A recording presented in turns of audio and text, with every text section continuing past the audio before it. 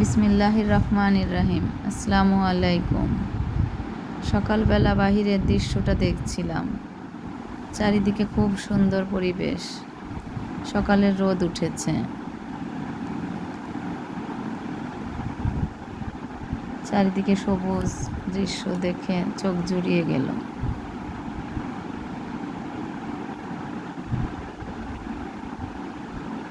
কয়েকদিন ধরে বৃষ্টির পর আজ একটু রোদ উঠেছে, কিন্তু আকাশে অল্প অল্প মেঘ দেখা যাচ্ছে। তারপর আমি সকালের চাটা তৈরি করে নিলাম, তো চাটা খেয়ে নিলাম। তারপর বিছনাটা গুছিয়ে ঘরটা ঝাড় দিয়ে নিলাম।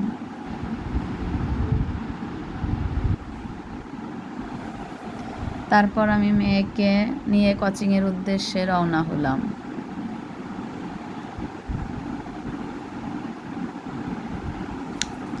ওর সঙ্গে ওর বান্ধবীও যাচ্ছিল।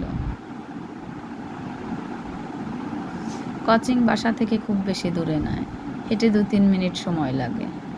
তারপর বাসায় এসে ওকে একটু দুধ কবুকেরান দিলাম। তারপর আমি একটু শাক নিয়ে নিলাম নিজেদের জায়গা থেকে। শাকগুলো খুব সবুজ এবং তরতাজা। এটা আমি নিজে কেটে নিলাম। চারদিকে দেখুন অনেক গাছপালা এবং অনেক ঘাস পাতা হয়ে গিয়েছে। এখানে একটা গাছে কিছু মরিচ ধরেছে। আগামী দিন ইনশাল্লাহ আপনাদের মরিচ তুলে দেখাবো।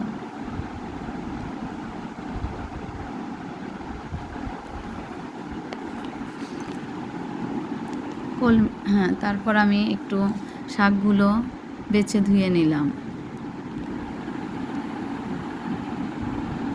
রুই শাক দিয়ে রুই মাছ রান্না করব, তাই মাছটাকে একটু লবণ হলুদ দিয়ে মেখে ভেজে নিচ্ছিলাম।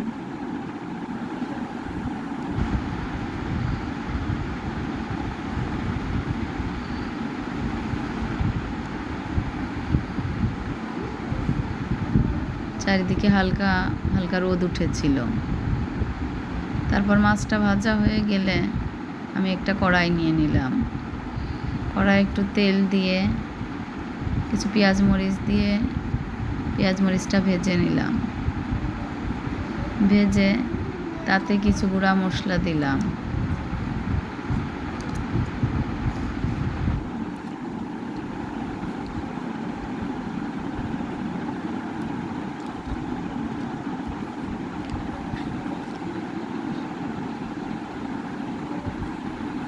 তারপর একটু বাটা মশলা দিয়ে নিলাম।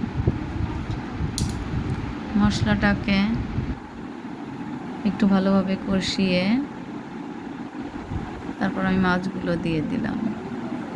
মাছটা একটু কষিয়ে একটা পাত্রে উঠিয়ে নিলাম। তারপর